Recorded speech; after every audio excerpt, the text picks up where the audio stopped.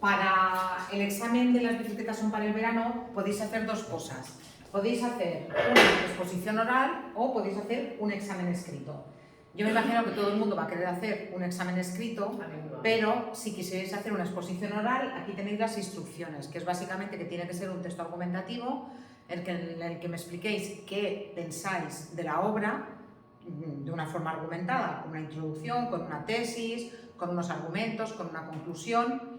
Esa exposición tiene que durar unos 7 minutos más o menos, entre 5 y 7 minutos.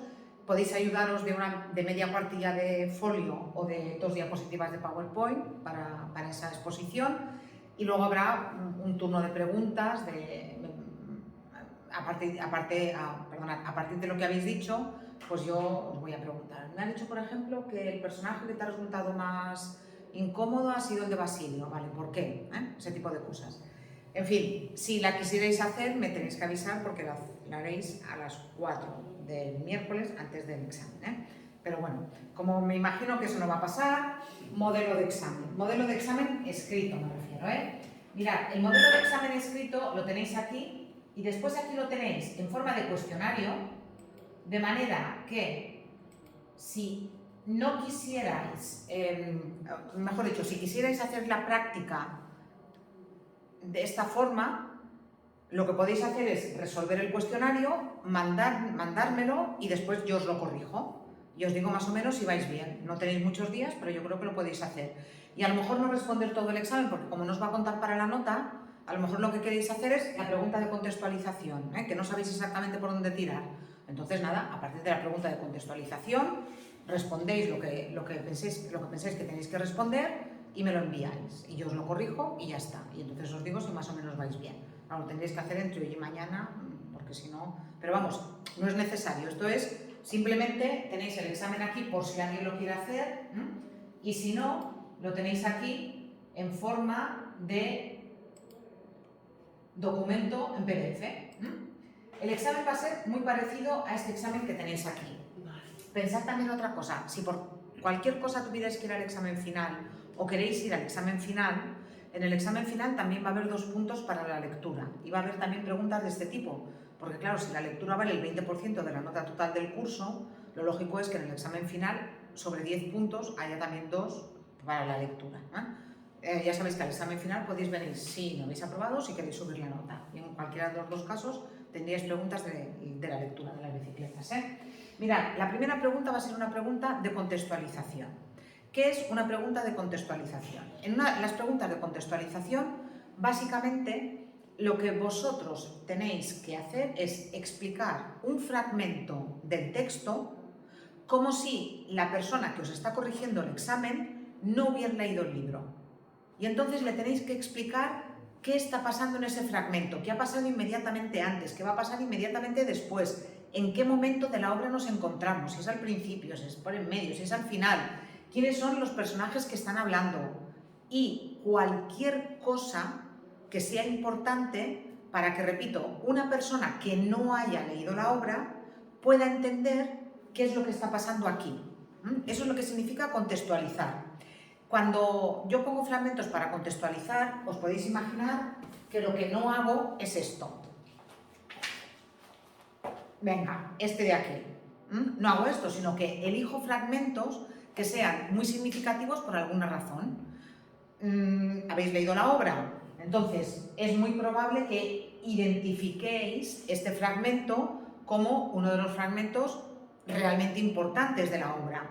Y en qué momento estamos, y quiénes están hablando, y dónde están hablando, y por qué es importante lo que están diciendo, y yo qué sé, a qué se refieren, por ejemplo, con lo de la depuración, ¿sí? ¿A qué se refiere el padre cuando dice es posible que me detengan? Repito, si alguien no ha leído la obra y tiene este fragmento, vosotros os lo tenéis que explicar. En este caso me lo tenéis que explicar a mí, que sí que he leído la obra, pero me lo tenéis que explicar. Eso es lo que significa contextualizar. Y para que no os perdáis, yo os pongo una serie de preguntas que tendríais que responder en vuestra solución al enunciado. Pero estas preguntas no las tenéis que responder rígidamente, sino que tenéis que redactar. En este momento nos encontramos, al final de la obra, cuando don Luis y Luisito están en el mismo descampado donde la acción había empezado 3 años atrás. Sí, lo recordáis esto, ¿verdad? ¿Entendéis por qué se dice que es una obra circular, verdad? En la estructura se dice que es una obra circular. Claro, es una obra circular en el sentido de que empieza y acaba con 2 personajes hablando, además, sobre la guerra en el mismo sitio. Y fijaos, cuando tú llegas al final, entiendes la ironía del primer fragmento. Cuando Luisito y Pablo hablan y juegan allí a la guerra y dicen que es imposible que allí haya una guerra, porque ellos no conciben que una guerra pueda ser entre españoles. Sí, entonces, bueno, ese tipo de cosas las podríais comentar también en la contextualización. ¿Veis las preguntas, en qué parte de la obra nos encontramos, qué ha pasado antes, inmediatamente antes, no me contéis toda la obra, qué pasa inmediatamente después, por qué es importante el fragmento, quiénes son y cuál es la función de los 2 personajes que aparecen aquí y cualquier otra información que nos ayude a entender el significado global del texto. Veis que hay puntos suspensivos. Estas preguntas son sugerencias de, uy, es que no sé, me ha puesto contextualiza y no sé qué es lo que tengo que hacer. Repito, el pensamiento que tenéis que tener a la hora de responder la pregunta es mi hija, mi hijo, mi marido, mi hermano tiene este fragmento, no sabe de dónde le sale y entonces yo se lo voy a explicar y le voy a decir qué es lo que está pasando y podéis hacer spoilers, porque me he leído la obra, ¿vale? Sí, entonces esto sería contextualizar, ¿vale? De esta seguro que hay una pregunta. Después, también va a haber una pregunta de personaje. Os voy a poner los principales, no os voy a poner, yo qué sé, Maluli, os voy a poner los personajes principales. Entonces, por ejemplo, Manolita, y cuando pregunto sobre un personaje, ¿qué espero que me digáis? Pues todo lo que recordéis del personaje. Edad, si se dice algo sobre su, yo qué sé, lo que le gustaría, lo que le gusta, cómo es físicamente, cómo es de carácter y después, naturalmente, cómo evoluciona a lo largo de la obra. Yo creo que esta es una obra en la que los personajes todos evolucionan muchísimo, todos, ¿sí? Y además esos personajes muchas veces son muy representativos de grupos sociales durante la guerra y durante la posguerra. O sea, ¿qué representa don Luis? Don Luis representa al republicano represaliado que en realidad no había tomado parte en la guerra. O sea, eso de que la guerra... Vale, el primo Anselmo, sí, ese el que tomó parte en la guerra. Basilio, el trepa, que al final triunfa con unos y con otros, y que al final tiene menos escrúpulos, se aprovecha de María, las mujeres del servicio, Manolita, ¿qué representa Manolita? Manolita representa esos atisbos de libertad que las mujeres intuyeron durante la Segunda República y que después, en fin, fijaos, yo creo que es probablemente el personaje que más evoluciona en la obra. Evolucionan todos muchos, porque también Luisito, desde el principio hasta al final sigue teniendo esa ingenuidad de cuando le dice al padre, pero si el caudillo ha dicho que a los que no tengan delitos de sangre no les va a pasar nada, sigue siendo ingenuo, pero Manolita, o sea, lo ha perdido todo. Todo, y fijaos cómo se queda al final de la obra. Entonces, ese tipo de cosas que vosotros sabéis porque habéis leído la obra son las que me tenéis que contar en el personaje, ¿vale? Básicamente es pues lo mismo. A alguien que no ha leído la obra le tengo que contar quién es Manolita y cómo es Manolita y cómo evoluciona Manolita y qué le pasa a Manolita. Sí, argumento contadme poco, El argumento no me interesa mucho, pero sí que me interesa, pues yo qué sé, por ejemplo, de Manolita, los sueños que tiene al principio y cómo acaba. O sea, como, por ejemplo, un personaje de la obra que a mí me da muchísima ternura y que yo creo que tendría que tener un spin-off, es Julio, el Memo, de cómo se ríe de él, ella, al principio de la obra y qué bien se porta después cuando ella lo necesita. Y además, con esa sinceridad de yo sé que soy poco para ti, yo sé que tú no me quieres, pero piensa cómo estás, necesitas un padre para tu hijo, van a venir, y fijaos también el final que tiene el pobre Julito. A mí es un personaje, por ejemplo, que también no os voy a preguntar, pero también la novia del otro hijo, Rosa. O sea, imaginaos, una prostituta, con los estándares morales que tenía doña Antonia, y al final es la que es su apoyo, la que se queda con ella, la que... Entonces, como la guerra da la vuelta a las cosas. Aquí es como cambia todo el mundo en esos 3 años. Sí. Bueno, pues eso sería la de personaje, ¿vale? Básicamente es, pues eso, explicarle a alguien que no sepa qué ha pasado en las bicicletas son para el verano, qué pasa con ese personaje, ¿sí? Después, elige una de las siguientes opciones. Aquí voy a poner una de pensar, digamos, ¿sí? Y entonces, en esta de pensar os voy a dar un par de opciones para elegir, un par o más, o sea, 2 o 3 o 4, y de estas os voy a pedir que elijáis una. Por ejemplo, aquí tenéis: respeta la obra las 3 unidades dramáticas. ¿Os acordáis? En el teatro, cuando hablamos del siglo XVIII y luego del romanticismo, que hablamos de la regla de las 3 unidades, de que los autores del neoclasicismo decían que las obras de teatro tenían que respetar la unidad de espacio, todo tenía que pasar en un mismo lugar, tenían que respetar la unidad de acción, tenía que haber una única acción, y tenía que respetar la unidad de tiempo. Entre el principio y el final de la obra tenía que pasar como máximo un día. Entonces, yo os pregunto, ¿respeta la obra la regla de las 3 unidades? Si no, ¿por qué? Argumentalo con ejemplos y casos concretos de cosas que pasan y, pues eso, simplemente, si se respeta o no. Después, otra pregunta de estas, de las de pensar. Tendríais que responder solamente una, En la obra gira en torno a una familia protagonista.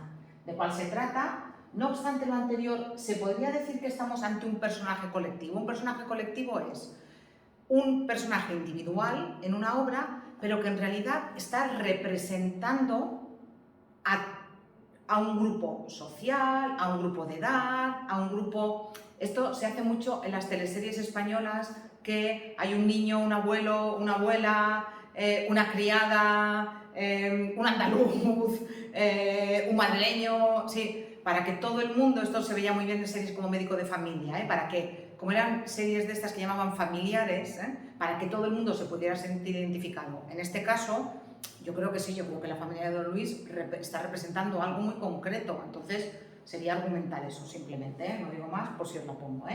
Y después, ¿cómo aparece el tema del hambre a lo largo de la obra? Del hambre, del amor, del sexo, del dinero, ¿sí? Efectivamente, las estampitas. Mi abuela tenía una maleta llena de estampitas, mi abuela tuvo una maleta llena de estampitas, de dinero de la República, de lo que habló trabajando, que luego cuando vino el franquismo no valía nada, nada de nada, estampitas, o sea, ahorrando media vida para que luego no valiera nada. Y lo del tema del hambre, o sea, la comida, ni siquiera el hambre, o sea, la comida desde el principio, como una dice que solamente puede poner pollo los domingos y pongo cocido cada día, al final lo de las lentejas, qué significativo es lo de las lentejas, y en fin, lo de la casera, que tiene mucho dinero, pero que claro, como su marido está en el otro lado y ella está allí, cómo suplica por un poco de bacalao para su hija, Entonces, ese tipo de detalles nos dicen que Fernando Fernán Gómez vivió la guerra como Luisito. Me refiero que no es una cosa de oídas, sino que hay mucho detalle allí. Lo de que los franquistas tiraban pan era verdad. Durante los tiempos de asedio de Madrid, para que la gente se rindiera, porque ya os lo dije el otro día, que Franco pensaba que Madrid iba a caer enseguida y Madrid resistió muchísimo, las tropas franquistas sobrevolaban los barrios, sobre todo más humildes, y tiraban pan, para que la gente viera que si se pasaban al bando franquista iban a tener mucho para comer. No, pero lo hacían, pues eso, era una táctica psicológica. Igual que hay algo muy curioso, los bombardeos en Madrid no fueron iguales en el barrio de Salamanca que en barrios humildes. O sea, las tropas franquistas tenían mucho cuidado con qué bombardeaban y cómo lo bombardeaban. Hasta para eso, en fin, hasta para donde tener un piso influye hasta para que te maten en ese caso. Bueno, pues ese tipo de preguntas, una pregunta un poco de pensar, una pregunta un poco de desarrollar, una pregunta de aplicar lo que sabéis. ¿Sí? Después va a haber una pregunta tipo test, de estas, para que vayáis respondiendo. Elige la respuesta correcta. Vais a ver que son todas muy facilitas, no hay de estas que sea complicada. Entonces, nada, preguntas tipo test.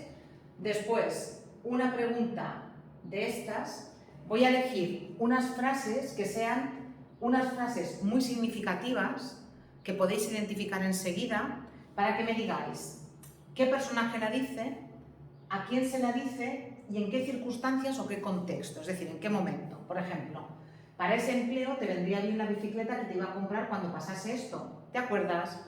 ¿Os acordáis? Esto al final de todo de la obra se la dice don Luis a Luisito, justamente cuando le dice que le ha encontrado un trabajo de chico de los recados, y que se va a tener que hacer cargo de mantener a la familia. Él es al final. Entonces es eso. Y ya os digo, voy a elegir frases muy significativas en las que enseguida vais a ver al personaje, vais a ver la situación enseguida. Y después, la última pregunta va a ser una de opinión personal, de redactar.